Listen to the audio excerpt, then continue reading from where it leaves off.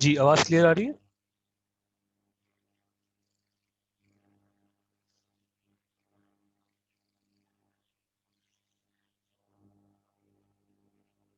Okay, thank you. हम start कर रहे हैं।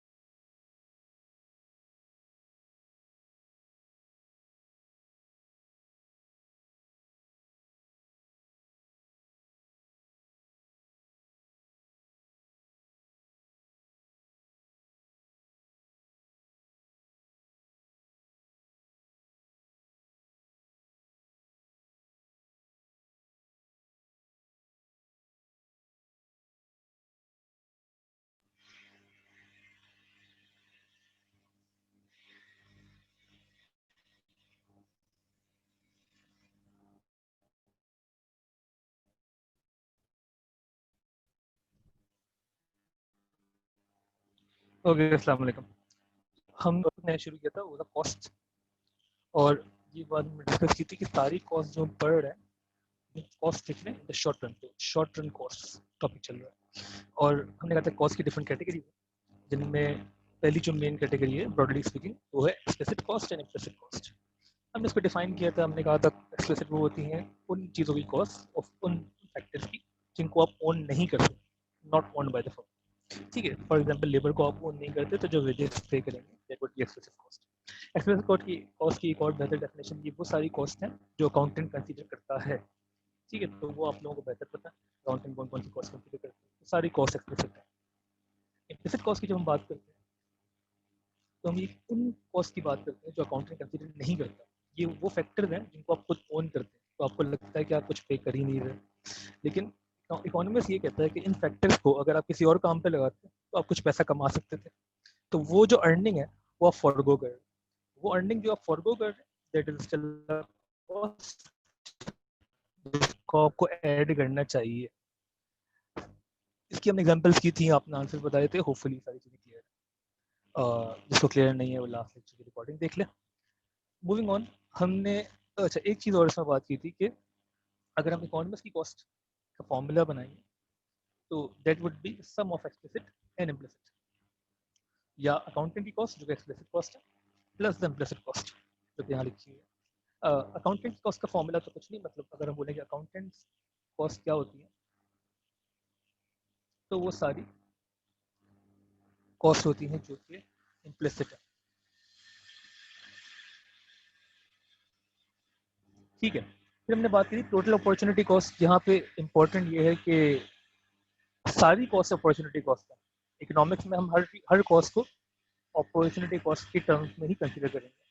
तो इकोनॉमिक कॉस्ट जो होती है that is basically your total opportunity cost, which is the sum of explicit and implicit. हम explicit को भी in terms of the opportunity foregone लेते हैं, implicit को भी in terms of the opportunity foregone। मतलब कि अगर हम प्रोडक्शन नहीं करते तो ये सारी कॉस्ट नहीं आती, इसलिए ये सारी कॉस्ट जो है वो अपॉर्चुनिटी की वजह से आ रही है क्योंकि हमने कोई और फॉरगो की हुई है। मूविंग ऑन, हमने फिर बात की थी कि शॉर्ट टर्म कॉस्ट को हम फर्दर जो डिवाइड कर सकते हैं वो between fix cost and variable cost है। इसकी डेफिनेशन हमने डिस्कस की थी।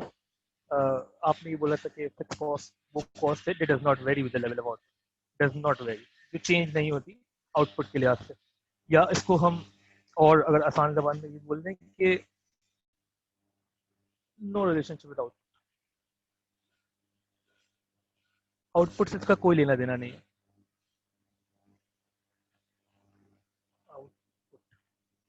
फिक्स कॉस्ट का कोई लेना देना नहीं है आउटपुट के साथ। फिक्स कॉस्ट क्यों आ रही है? Because of the fix factors. Fix factors कब होते हैं? सिर्फ शॉर्ट टर्म में ही होते हैं, तो अभी हम शॉर्ट टर्म की बात कर रहे हैं। लॉन्ग रन में there is no fix cost because all factors are variable. तो सारी हम बोलेंगे सारी कॉस्ट वेरिएबल है। लॉन्ग रन हमारा नेक्स्ट टॉपिक है, हम बाद में देखेंगे। अभी तरह हम शॉर्ट टर्म को फर्दर एक्सप्लोर करेंगे। वेरिएबल कॉस्ट को हमने डिफाइन किया as cost that directly vary with the level of output which is directly proportional to output. Output बढ़ेगा तो वेरिएबल कॉस्ट बढ़ेंगे एंड सो ऑन। यहाँ पे इम्पोर्टेंट है कि हम डिस्टिंग्विश कर लें बिटवीन टोटल एंड एवरेजेस। तो ये जो हमने डेफिनेशन लिखी, टोटल वेरिएबल कॉस्ट की डेफिनेशन है और ये टोटल फिक्स कॉस्ट की डेफिनेशन है। ये टोटल वेरिएबल कॉस्ट है that directly varies with the level of output. Similarly total fix cost has no relationship with the level of output. ठीक है, when we will talk about averages तो things will change. उसको हम देखते हैं किस तरीके से। नेक्स्ट हमें ग्राफ पे जाना है। ग्राफ पे जाने से पहले आज की क्लास हम टोटल ग्राफ डिस्कस करेंगे। उससे पहले मुझे ये बताएं कि अगर यहाँ तक सब कुछ क्लियर है तो हैंड रेस कर दें प्लीज। अगर यहाँ तक आप सबको सब कुछ क्लियर तो हैंड रेस कर दें। ऑप्शन आपको पता है हैंड रेस कहाँ पे होता है? यहाँ तक सब कुछ क्लियर तो हैंड रेस कर दें, कोई इश्यू तो क्वेश्चन मार्क लिख के भेजिए।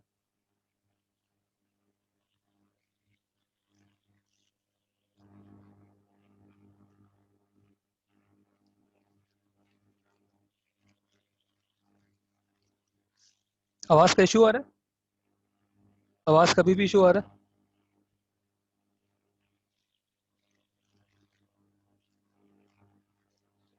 ये क्लियर है?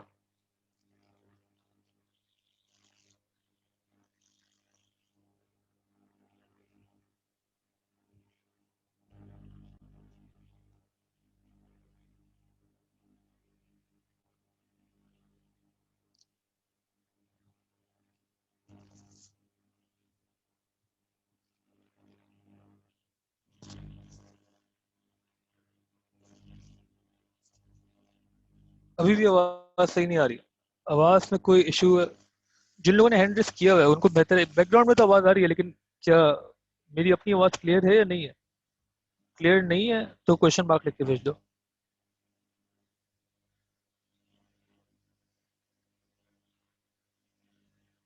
क्लियर है तो बता दो।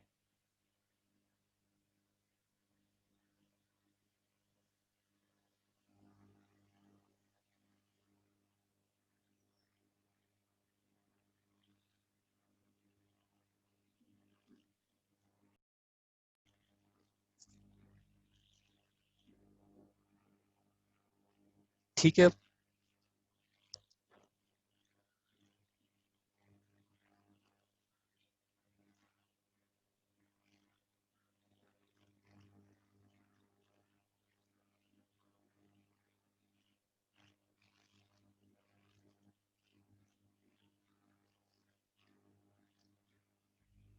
Okay then we are moving on. यहाँ तक मुझे बता दो कि हमने जो डिस्कशन डिस्कशन की है सारी कॉस्ट की, कि शॉर्ट टर्म में किस तरीके से कॉस्ट रिएक्ट करेंगी, लॉन्ग और डेफिनेशन क्या है इनकी। Explicit cost, implicit cost, accountant cost, economist cost, variable cost, total variable cost और फिक्स्ड कॉस्ट। यहाँ तक क्लियर है सब कुछ? तो रिस्पॉन्ड करें प्लीज, ओके लिख के भेज दें। कोई इश्यूज आ रहे हैं आवाज में तो बता दो।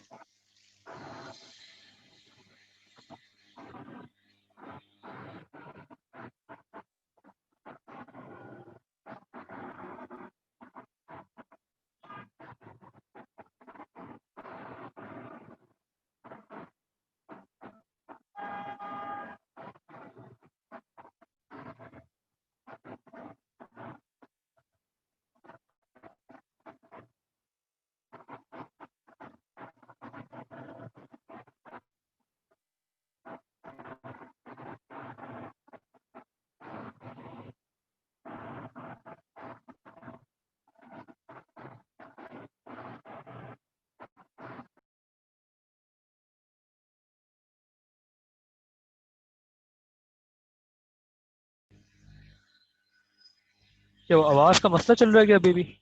सर बताना आवाज ठीक है या नहीं है?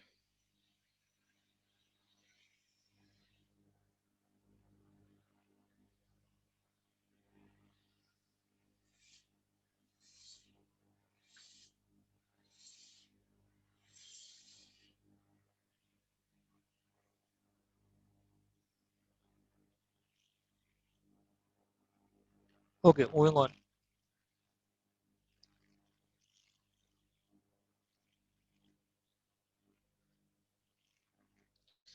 ठीक है, अगर हम ये कॉस्ट समझ में आ गए, ग्राफ पे चलते हैं। ग्राफ में वापस विजिट करूंगा। अब मैंने बताया था टोटल फिक्स कॉस्ट तो वैसे ही बनेगी जैसे कि आप लोग अकाउंटिंग में बनाते हैं। वेरिएबल कॉस्ट में फर्क है, ये भी आगे भी चेंज होगी, कैसे होगी मैं बताता हूँ। ग्राफ पे हम वन बाय वन शुरू करेंगे। कॉस्ट की ग्राफ देखने से पहले जरा सा हम रिविजिट कर लें हमारा जो लास्ट टॉपिक था, प्रोडक्शन का, उसको। वहां पे हमने ग्राफ बनाया था टोटल प्रोडक्ट का, और वो हमने बनाया था कुछ इस तरीके से। एक सेकंड, ये टोटल प्रोडक्ट का ग्राफ जो आपको यहाँ पे दिखाया था, एक जो हमने रिलेशनशिप देखा था between total product and marginal product, वही हम वापस विजिट कर रहे हैं। इसको मैं आपको वापस बनाया।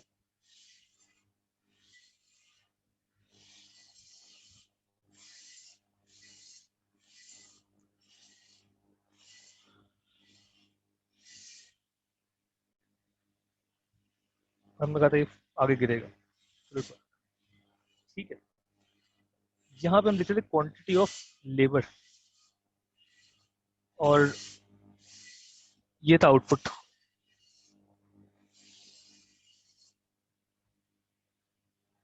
यहाँ भी क्वांटिटी ऑफ लेबर की बात हो रही थी, और आउटपुट हमने ये कहा था कि टिल Q1 टोटल प्रोडक्ट बढ़ रहा है एट अ फास्टर रेट, क्योंकि Q1 तक marginal product was rising. Marginal product बढ़ रहा था Q1 तक। उसके बाद से टोटल प्रोडक्ट जो है,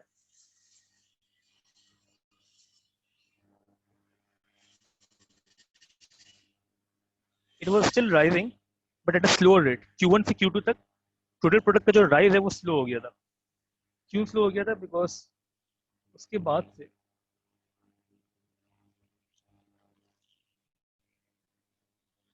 the marginal product was falling, और जिस तरीके से, और बाद में नेगेटिव भी हो गया था।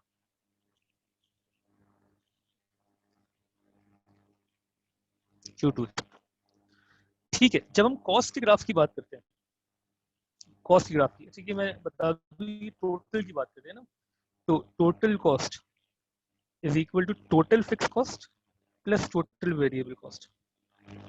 ठीक है। टोटल फिक्स कॉस्ट तो आपको पता ही इसी तरीके से बनेगी, ये हमने डिस्कस भी किया था। अब इसके लिए वेट करें, इसको जरा समझते हैं टोटल वेरिएबल कॉस्ट कैसे बनेगी। उससे पहले जरा सा कंट्रास्ट बनाते हैं यहाँ पे टोटल कॉस्ट के साथ टोटल प्रोडक्ट का। पहला फर्क ये है इनमें, इनकी एक्सेस डिफरेंट है। यहाँ हम लिखते हैं क्वांटिटी ऑफ लेबर, ये ना, ये लेबर की बात हो रही थी। जब हम बात करते हैं कॉस्ट ग्राफ की, तो यहाँ पे क्वांटिटी आएगी आउटपुट की, लेबर की नहीं, आउटपुट की। तो यहाँ पे जब हम सिर्फ आउटपुट लिखते हैं, ठीक है ना, जब हम कॉस्ट की बात करते हैं, आउटपुट के बढ़ने से कॉस्ट को कोई फर्क नहीं पड़ रहा, टोटल फिक्स कॉस्ट। ठीक है, पहली चीज तो ये कि आउटपुट आएगा। दूसरा मसला ये कि जब मार्जिनल प्रोडक्ट बढ़ रहा है, मार्जिनल प्रोडक्ट का बढ़ना अच्छी बात है बुरी बात है? पहले बताओ कि मार्जिनल प्रोडक्ट का बढ़ना टोटल, और उस वक्त टोटल प्रोडक्ट तेजी से बढ़ रहा है, तो this is a good thing, right? कि हर एडिशनल लेबर जो आ रहा है वो आपके आउटपुट को तेजी से बढ़ा रहा है। टोटल प्रोडक्ट तेजी से बढ़ना is the best thing that could happen. तो प्रोडक्शन के लिहाज से तो बहुत अच्छी चीज़ है, तो हम यही चाहते हैं मार्जिनल प्रोडक्ट बढ़ता रहे। ठीक है, मार्जिनल प्रोडक्ट जब बढ़ रहा है उस वक्त तक आपकी मार्जिनल कॉस्ट जो है वो कम हो रही होती है। मार्जिनल प्रोडक्ट बढ़ने की वजह से एडिशनल कॉस्ट जो है वो कम हो रही होती है। किस तरीके से? फॉर एग्जाम्पल,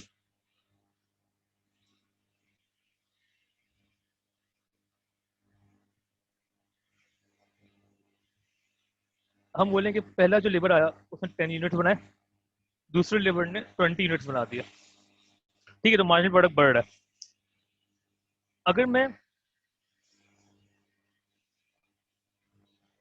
वेजेस जो है वो पे कर रहा हूँ 100 रुपीज ईच, तो एक वक्त पहले लेबर के लिए जो मेरी टोटल वेजेस हैं वो थी 100, और दूसरा जब ऐड हो गया तो हो गई 200,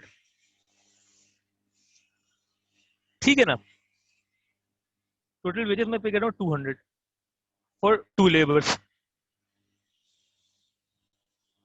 अगर मैं यहाँ पे बात करूं एवरेज कॉस्ट की, एवरेज कॉस्ट क्या होगी? एवरेज कॉस्ट होगी total cost divide by total output, ठीक है। उसके लिए यार एक मैं कॉलम और बना देता हूँ,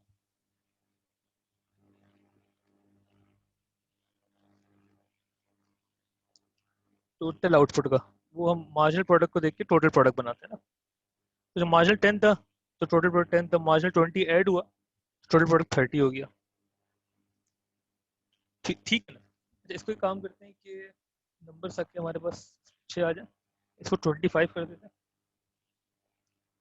या 15 कर देते हैं ताकि वहाँ 25 आ जाए।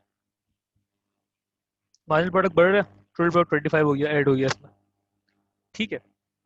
एवरेज कॉस्ट होती है total cost over output. Average cost आपने अकाउंटिंग में भी लिखी होगी, ऑन एवरेज क्या कॉस्ट आ रही है एक यूनिट की टोटल आउटपुट की। तो अगर बोलूँ सिर्फ वेजेस ही आपकी कॉस्ट है तो इस वक्त 100 डिवाइड बाई 10, एवरेज कॉस्ट थी 10, ऑन एवरेज एक यूनिट आपको 10 रुपए का पड़ रहा था। इस वक्त 200 डिवाइड बाई 25, एवरेज कॉस्ट हो गई 8, 200 ओवर 25 इज 8। तो एवरेज कॉस्ट कम हो रही है। एवरेज कॉस्ट कम क्यों हो रही है? Just because of this reason कि मार्जिनल प्रोडक्ट बढ़ रहा है। तो मार्जिनल प्रोडक्ट बढ़ना इज द बेस्ट थिंग, क्योंकि आपके पास ऑन एवरेज आपकी कॉस्ट कम हो रही होगी। तो जब तक मार्जिनल प्रोडक्ट बढ़ रहा है एवरेज कॉस्ट कम हो रही है, एवरेज कॉस्ट कम हो रही है, मार्जिनल कॉस्ट भी कम हो रही है। एडिशनल कॉस्ट जो आपको पड़ी फॉर एडिशनल यूनिट्स वो ऑन एवरेज कम है। मार्जिनल कॉस्ट का फॉर्मूला भी हम बाद में देखेंगे, अभी सिर्फ एवरेज एवरेज से समझना थोड़ा आसान हो जाता है। तो ये चीज़ समझ में आ रही है कि जब मार्जिनल प्रोडक्ट बढ़ेगा तो आपको फायदा हो रहा होगा। मार्जिनल प्रोडक्ट का बढ़ना is a good thing. Marginal product जब तक बढ़ रहा है तब तक हम खुश हैं, क्योंकि एडिशनल लेबर जो है वो आउटपुट को बहुत ज्यादा बढ़ा रहा है, तो ऑन एवरेज आपकी कॉस्ट जो है वो कम होती जा रही है। ये चीज समझ में आई है? इसमें कोई कंफ्यूजन है तो पूछ लो, नहीं तो ओके करके भेजो।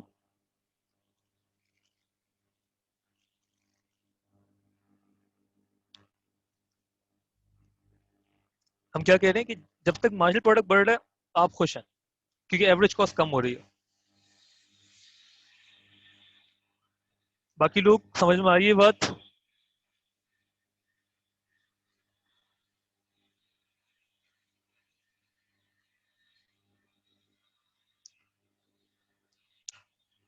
जी, हबीबा, वफा, शामिर, हसन,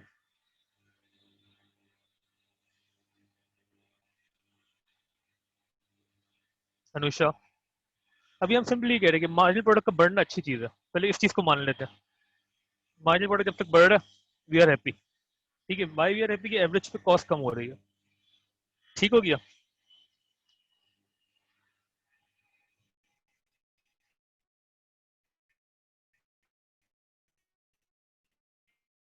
तो अगर मैं इसको लिंक करूँ यहाँ से, जब तक आपने इतने लेबर हायर किए एमपी वॉज राइजिंग, और एमपी वॉज राइजिंग तो हमने डिफाइन किया था total product was rising at a higher rate. अच्छा, इसको भी समझ लो, ये जो कर्व है ना, मैं यहाँ पे कहीं बता देता हूँ।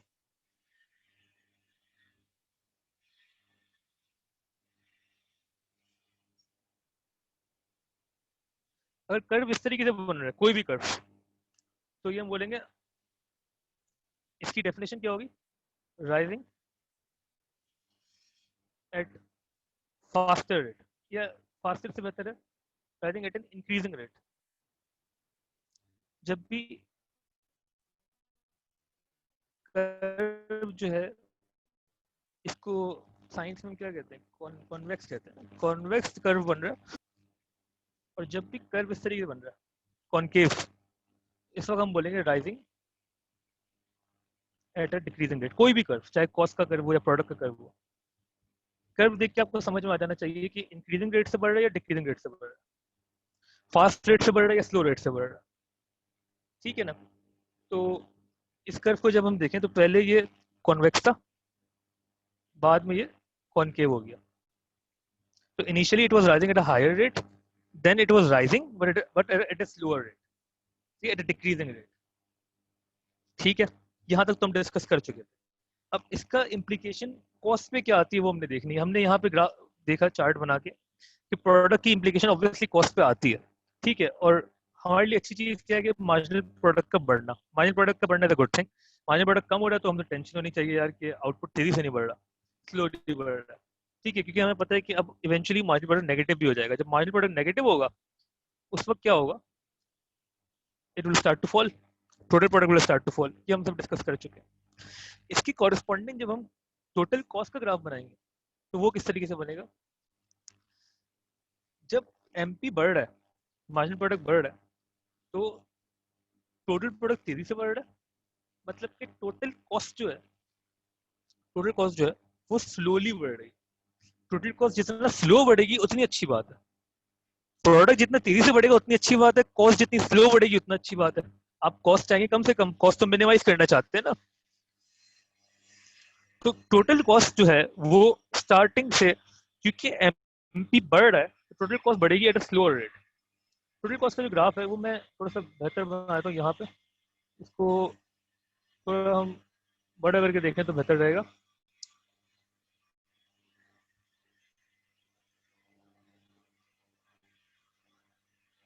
जी, तो अच्छा, कॉस्ट के ग्राफ में सबसे पहले डिफरेंस क्या है, आपकी एक्सेस का, यहाँ पे क्वांटिटी ऑफ आउटपुट आता है। ठीक है, यूनिट्स कितने बनाया है आपने, लेबर नहीं, और यहाँ पे कॉस्ट आएंगे। ठीक है, अच्छा, ये टोटल कॉस्ट का जो ग्राफ है वो स्टार्ट होता है अच्छा पहले मैं टोटल फिक्स कॉस्ट दिखा दूं क्योंकि वो समझ सबसे आसान है। टोटल फिक्स कॉस्ट आपको पता है यूं है, टोटल फिक्स कॉस्ट, ठीक है ना, ये हमने पहले भी बनाई थी टोटल फिक्स कॉस्ट। आउटपुट से कोई फर्क नहीं पड़ता, आउटपुट कुछ भी हो, Q1 हो या Q2 हो, टोटल प्रोडक्ट जो टोटल कॉस्ट जो है, total fix cost will remain constant, no relationship with output. इसको जब हम, अच्छा जब हम टोटल कॉस्ट बनाएंगे तो ये आपको याद होगा कि टोटल कॉस्ट जीरो यूनिट पे जीरो नहीं होती, वो इक्वल होती है टोटल फिक्स कॉस्ट। तो टोटल कॉस्ट का जो ग्राफ है वो स्टार्ट होगा यहाँ से, स्टार्ट करेंगे, लेकिन क्योंकि टोटल प्रोडक्ट बढ़ रहा है तेजी से, टोटल कॉस्ट बढ़ेगी स्लोली, कुछ इस तरीके से। ठीक है ना, इसका कर्व जो बनेगा वो बनेगा डिक्रीजिंग, ओ सॉरी हमने इंक्रीजिंग रेट कर दी, डिक्रीजिंग रेट से बढ़ेगा, उल्टा बना दिया, डिक्रीजिंग रेट से टोटल कॉस्ट कुछ इस तरीके। हाँ बिल्कुल। अच्छा, यहाँ पे जो यूनिट्स हैं, क्योंकि ये यूनिट डिफरेंट है, Q1 तो लिखना है हमने, लेकिन Q1 की कॉरेस्पॉन्डिंग हम आउटपुट को शो कर रहे हैं, तो Q1 लेबर जो है वो मिला के स्मॉल Q1 यूनिट्स बनाएंगे। ये स्मॉल Q1 रेफर कर रहा है यूनिट्स को, ठीक है ना, डिफरेंट करने के लिए सिर्फ Q1 यूनिट लेबर जो है वो यूनिट्स कितने बनाएंगे, स्मॉल Q1, मतलब कि फॉर एग्जाम्पल ये 5 लेबर है, ये मिलके यूनिट बना रहे हैं वो 50 यूनिट। ठीक है, तो वो Q1 और Q1 यूनिट्स बना रहे हैं। ठीक है, जब तक Q1 तक हम हैं तब तक एमपी बढ़ रहा है, एमपी बढ़ने की वजह से टोटल कॉस्ट बढ़ रही है एट अ स्लोअर रेट। उसके बाद क्या हुआ, Q1 से Q2 तक, Q1 से Q2 तक तो मार्जिनल प्रोडक्ट फॉल हो रहा है। मार्जिनल प्रोडक्ट फॉल होने का मतलब क्या है कि टोटल प्रोडक्ट जो है वो बढ़ तो रहा है एट अ स्लोअर रेट, तो टोटल कॉस्ट जो वो बढ़ेगी at a higher rate. Total cost जो है वो इसके बाद से कुछ यूं हो जाएगी,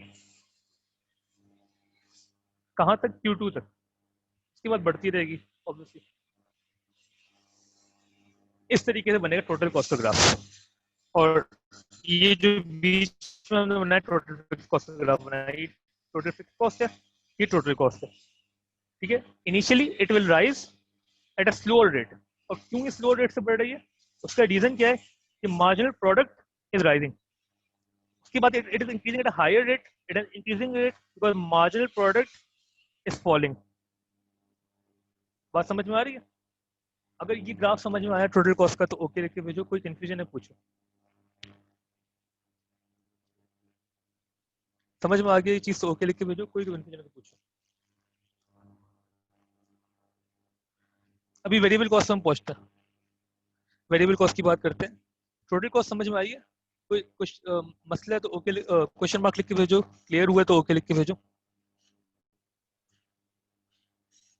वेरिएबल कॉस्ट को भी हम देखते हैं, पहले आप इसको बताएं। टोटल कॉस्ट समझ में आई है, इंक्रीजिंग रेट डिक्रीजिंग रेट, दोबारा बता दें, मैं बता देता हूँ। बाकी लोग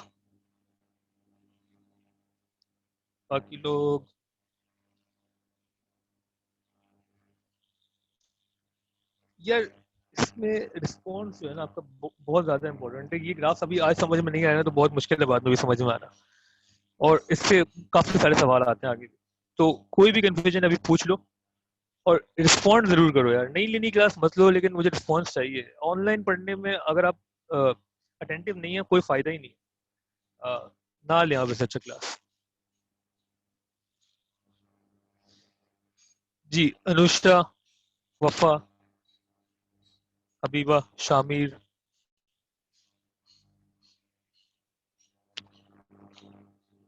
समीर, मैं बताता हूँ दोबारा, ठीक है।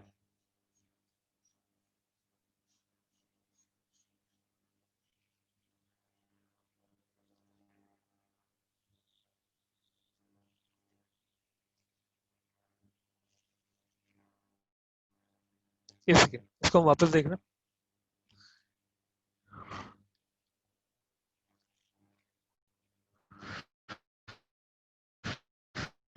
हो गया। अब से जिसका रिस्पॉन्स नहीं आएगा उसको मैं क्लास से निकाल दूंगा। आपने क्लास लेने की कोई ज़रूरत नहीं है। मुझे नहीं चाहिए कि आप बिला वजह बैठे हो और सो रहे हो। आप नहीं सुन सकते ना ले क्लास, वो बेहतर है, बिल्कुल बेहतर है। ये चीज़ नहीं चाहिए। ओके देन, हम इसको रिविजिट कर रहे हैं। ग्राफ समझने में सबसे इंपॉर्टेंट ये दो चीज़ें। इंक्रीजिंग रेट से जब भी बढ़ेगी कोई भी चीज़, मैंने एक्सेस नहीं लिखे यहाँ पे, कोई भी चीज़ हो तो हम कॉन्वेक्स बनाएंगे। डिक्रीजिंग रेट शो करने के लिए हम कॉनकेव बनाएंगे। ठीक है, ये दोनों ग्राफ हम पहले डिस्कस कर चुके हैं। टोटल प्रोडक्ट और मार्जिनल प्रोडक्ट कैसे रिएक्ट करती है आपस में। टोटल प्रोडक्ट पहले बढ़ती है at a decreasing rate, come slowly बढ़ रही होती है। सॉरी सॉरी, इंक्रीजिंग रेट, तेजी से बढ़ रही होती है। क्यों? क्योंकि मार्जिनल प्रोडक्ट बढ़ रहा है। ठीक है, Q1 लेबर तक marginal product is rising at a higher rate, जिस वजह से आउटपुट जो है बहुत तेजी से बढ़ रहा है। तो आप बहुत खुश हैं क्योंकि आपको एक्चुअल फायदा क्या हो रहा है, एक तो आउटपुट बढ़ रहा है, दूसरा फायदा क्या हो रहा है, आपकी टोटल कॉस्ट जो है that is increasing at a very slow rate. Total cost जो है that is increasing eight slow rate.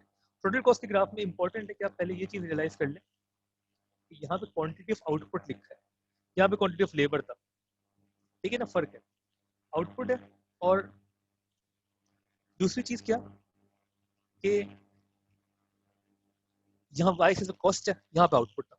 ठीक है, तो Q1 लेबर जब तक हायर किए हुए थे हमने, और जब तक मार्जिनल प्रोडक्ट बढ़ रहा था Q1 लेबर तक, उस वक्त तक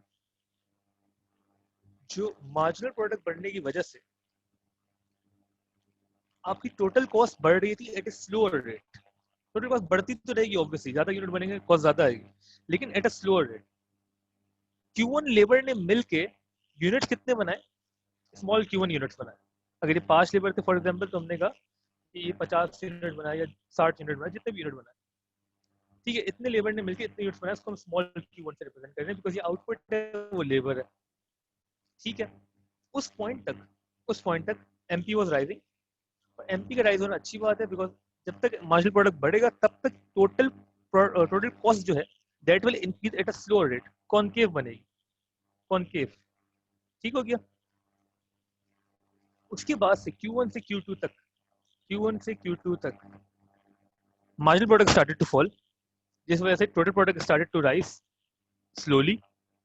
सही है, ये स्लो हो गया, टोटल प्रोडक्ट का इंक्रीज स्लो हुआ है, तो टोटल कॉस्ट का जो इंक्रीज है वो तेज हो जाएगा। सही है ना, ये इनवर्स है एक दूसरे के।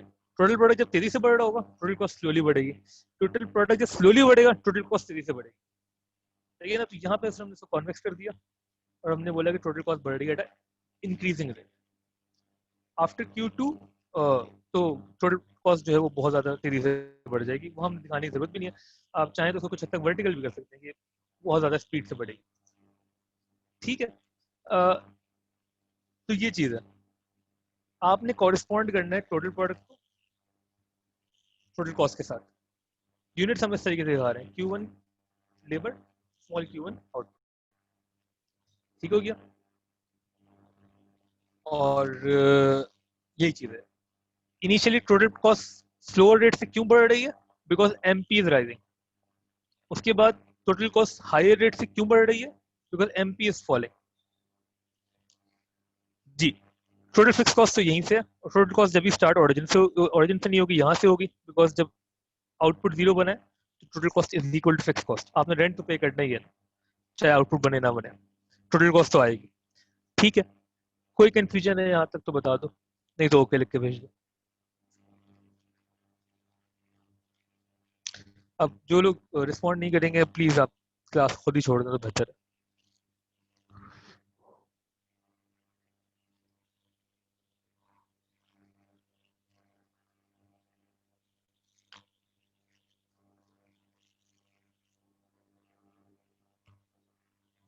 ओके, ठीक है, एक मिनट जरा,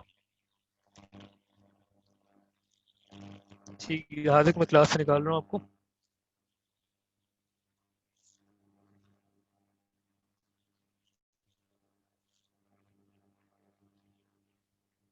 ओके, वफा रिस्पॉन्स आया आपका हबीबा?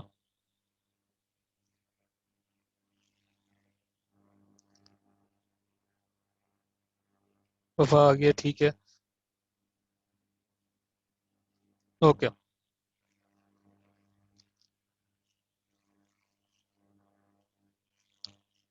हबीबा मैं आपको क्लास से निकाल रहा हूँ।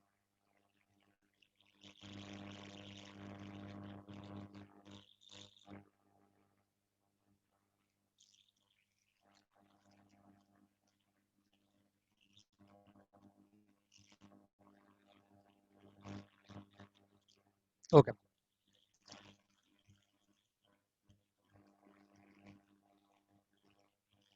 ठीक है, देन मूविंग ऑन।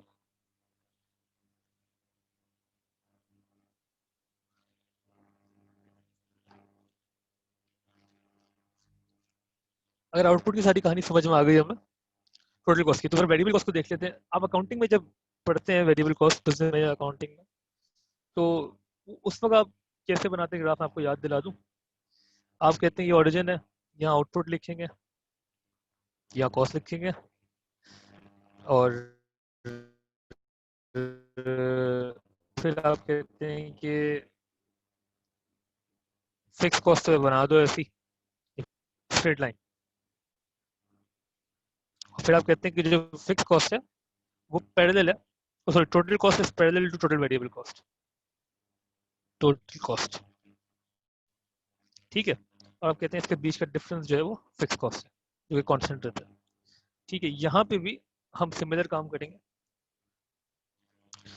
इकोनॉमिक्स में आप ये वाला ग्राफ नहीं बनाएंगे, लीनियर नहीं करेंगे, लीनियर कभी भी नहीं होते वो, अकाउंटिंग में हम इसलिए करते हैं कि आसानी के लिए, सिर्फ समझने के लिए। सही है, रियलिटी में चीज़ें वो डिफरेंट होती हैं, इस तरीके से होती हैं जो हम यहाँ पे देख रहे हैं। टोटल वेरिएबल कॉस्ट यहाँ पे भी पैरेलल होगी टोटल कॉस्ट से। पैरेलल होगी मतलब कि इनिशियली टोटल वेरिएबल कॉस्ट भी बढ़ेगी at a slower rate, then it will rise at a faster rate. ये आपका जो ग्राफ टोटल वेरिएबल कॉस्ट का, टोटल वेरिएबल कॉस्ट और टोटल, इसको मैं एक बार और बना देता हूँ, बेहतर होगा कि उसको हम वहीं से इंक्रीज दिखाएं ना, हाँ, यूं करके बिल्कुल पैरेलल बनाना है आपने, ठीक है।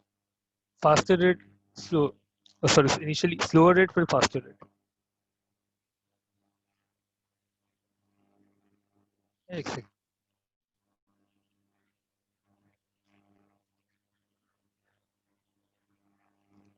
जी बिल्कुल। ठीक है, तो आपने इसको पैरेलल करना है टू टोटल कॉस्ट। जैसे टोटल कॉस्ट रिएक्ट करेगी वैसे ये करेगी, बस इनके बीच में गैप रहेगा। वो गैप क्या है? आपका फिक्स कॉस्ट। तो जब मैं यहाँ पे बनाना शुरू हुआ था वो ऐसे ही होता कि मैंने कहा इनिशियली कर्व बनेगा, आगे जाके ये हो जाएगा।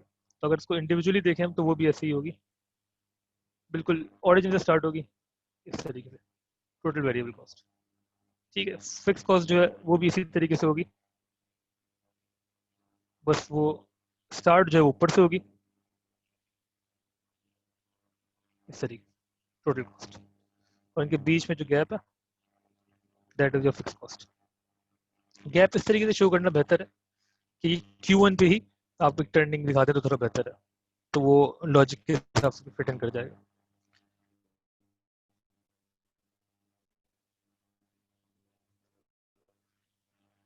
ठीक हो गया। टोटल वेरिएबल कॉस्ट का ग्राफ, टोटल फिक्स कॉस्ट का ग्राफ और टोटल कॉस्ट का ग्राफ तीनों समझ में आ गए। यहाँ पे मार्जिन प्रोडक्ट बढ़ रहा है, मार्जिन प्रोडक्ट कम हो रहा है। सेम रीजनिंग वेरिएबल कॉस्ट के लिए भी होती है, और डेफिनेशन की वही है जो आपने अकाउंटिंग में पढ़ी है, that varies with the level of output, that does not vary with the level of output, and so on।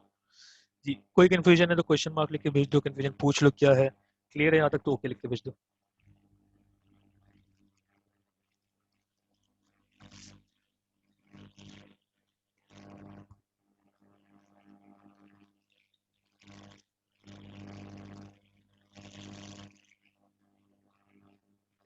Okay, बस ठीक है, एक सेकंड।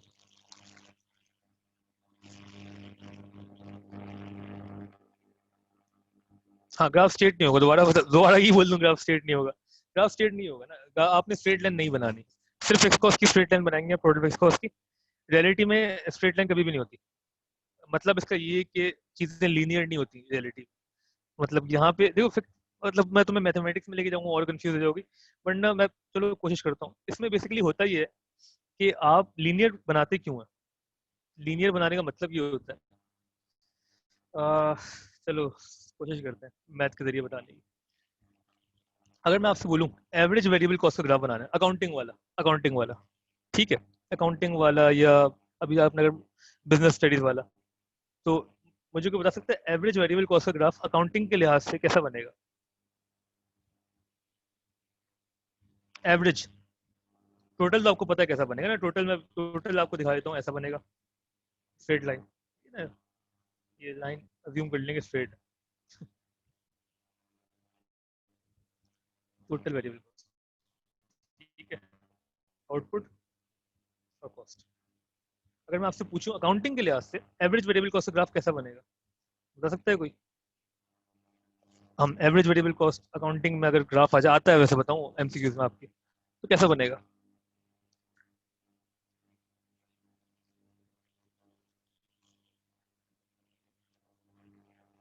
नहीं, कॉनकेव नहीं बनेगा, ना कॉनकेव बनेगा ना कॉन्वेक्स बनेगा। कोई बता सकता है? अकाउंटिंग आप सारे पढ़ते हैं ना,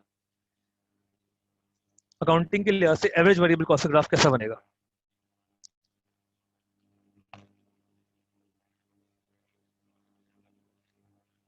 नहीं, डाउनवर्ड नहीं बनेगा।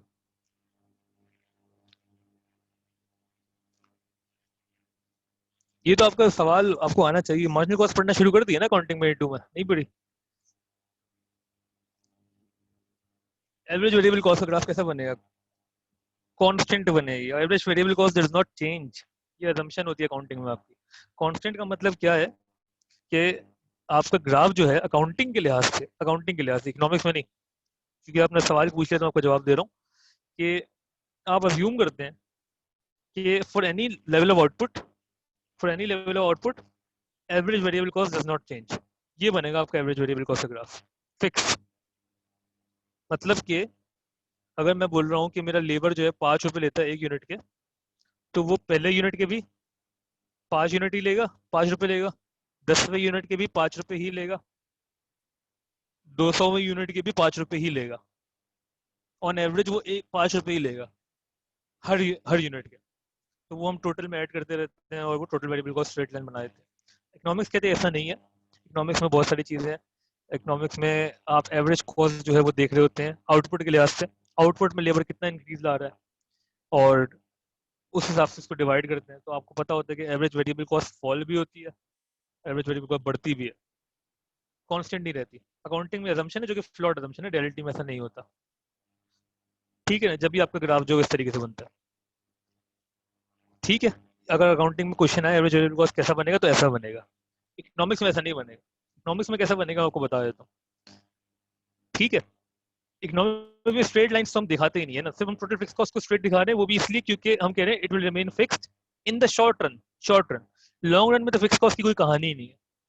ठीक है, लॉन्ग रन में तो कोई फिक्स फैक्टर ही नहीं है।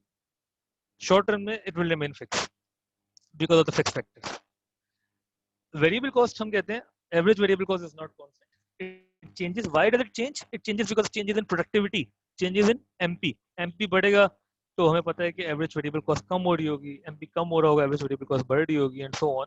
वो भी हम देखते हैं। एवरेजेस पे भी मैं जा रहा हूँ बाद में। अभी तक आपको सिर्फ ये पता होना चाहिए टोटल वेरिएबल कॉस्ट इस तरीके से बनेगा। अकाउंट इकोनॉमिक्स मतलब अकाउंटिंग में आप ये कर देते हैं स्ट्रेट लाइन, वो गलत है। हम कहते हैं ये इनिशियली यूं है फिर यूं है। ठीक है, तो ये है फर्क बेसिकली। ये सारी जो हमने चीजें लिखी थी अकाउंटिंग की, मैं बता दूं बात, अकाउंटिंग या बिजनेस स्टडीज दोनों में आप इस तरीके से देखेंगे, वो सिंप्लिसिटी के लिए करते हैं। ठीक है, लेकिन जब आप आगे पढ़ेंगे तो आप वहाँ भी आपको रियलाइज हो जाएगा कि ये ग्राफ सब समझाने के लिए थे। जी, ये मुझे बता दें जो हमें पढ़ना है इकोनॉमिक्स, ये दोनों समझ में आ गए आपको? ये पूरी डायग्राम समझ में आ गई है? आ गई तो ओके लिख के भेज दें। कोई क्वेश्चन इस लिहाज से तो पूछ लें।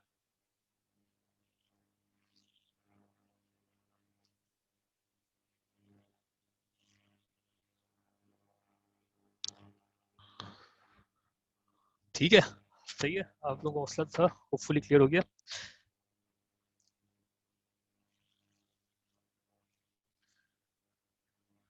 हम जरा सा एवरेजेस की तरफ चलते हैं।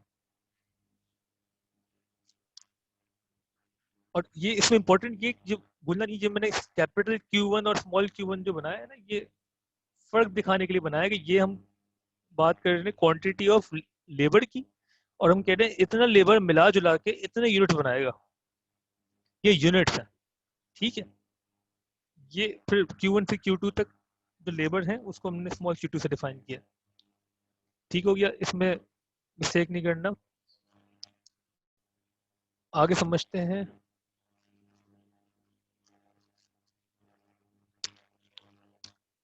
आगे चलते हैं मार्जिनल की तरफ, मार्जिनल एवरेज जो है। ठीक है, तो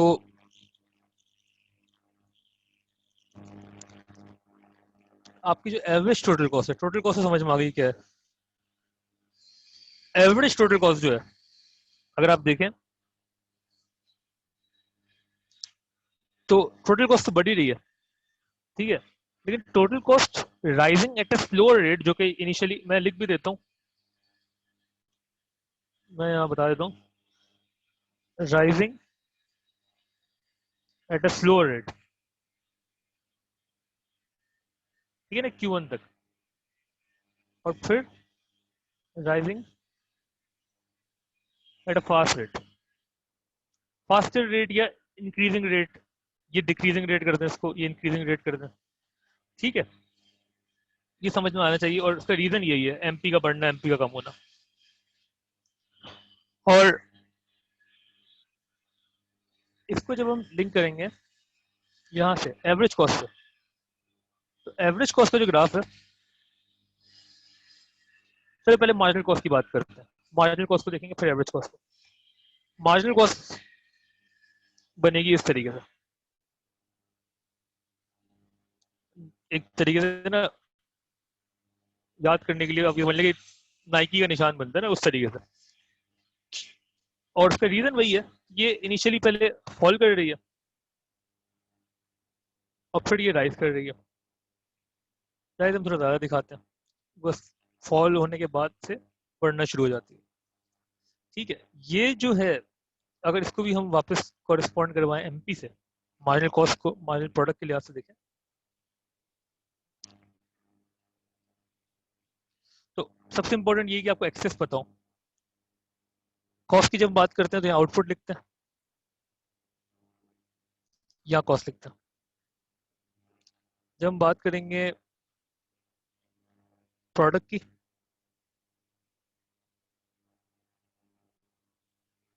तो यहाँ पे हम क्वांटिटी ऑफ लेबर की बात करते हैं,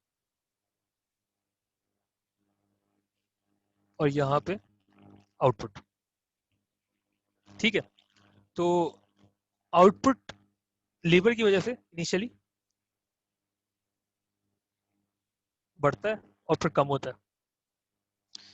ये जो पॉइंट था इसको हम Q1 मार्क कर लेते हैं। ये Q1 कॉरेस्पॉन्ड होता है इस Q1 से, यूनिट्स के लिहाज से। ये कैपिटल है, स्मॉल है, मतलब ये दोनों सेम चीजें नहीं है।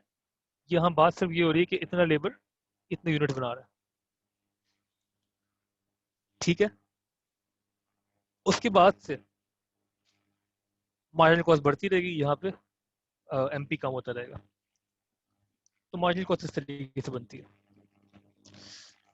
बात करें एवरेज कॉस्ट की, एवरेज टोटल कॉस्ट की, तो वो बनेगी कुछ इस तरीके से।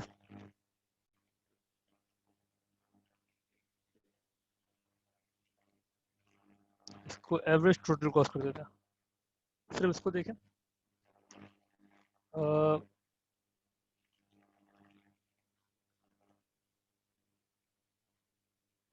कुछ इस तरीके से यू बनेगा इन्वर्टेड यू, और इन्वर्टेड यू में इंपॉर्टेंट क्या है कि आपने दिखाना है पहले वैल्यू गिर रही है, ठीक है, और फिर वैल्यू बढ़ना शुरू हो गई है, एवरेज टोटल कॉस्ट।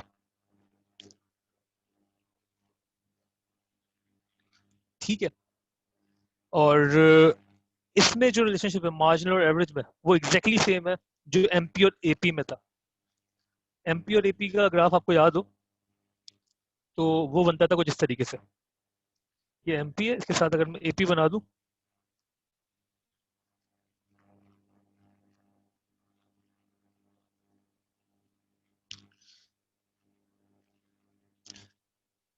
हमें पता है कि मार्जिनल और एवरेज प्रोडक्ट में जब हमने बात की थी, तो हमने कहा था जब तक मार्जिनल जो है वो एवरेज से ज्यादा है, एवरेज बढ़ता रहेगा। ठीक है ना, मार्जिनल एवरेज से ज्यादा है तो एवरेज बढ़ता रहेगा। इसको यूं कर देते हैं।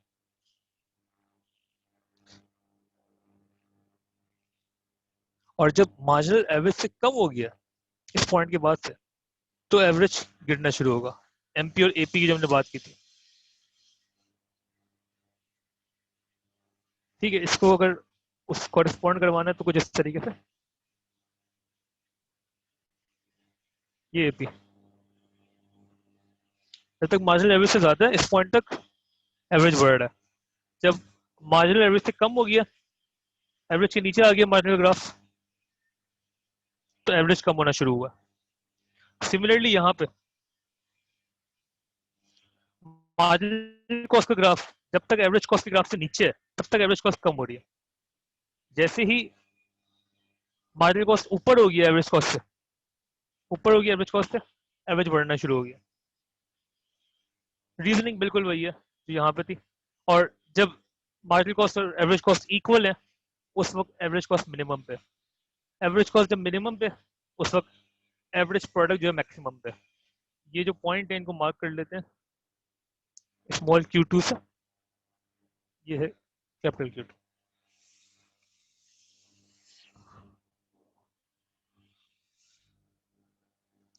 जी, क्लियर है ये ग्राफ? ये बिल्कुल वैसे ही बन रहा है। ये हम इसको हमने 2-3 बार डिस्कस किया था, बिल्कुल इसके कॉरेस्पॉन्डिंग ये बन रहा है।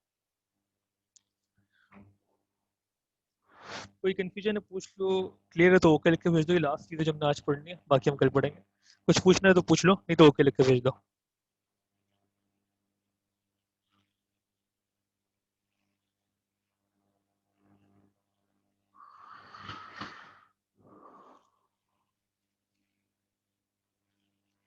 क्लियर है? ग्राफ समझ में आ रहे हैं सारे? ओके सर, हम क्लास खत्म करें।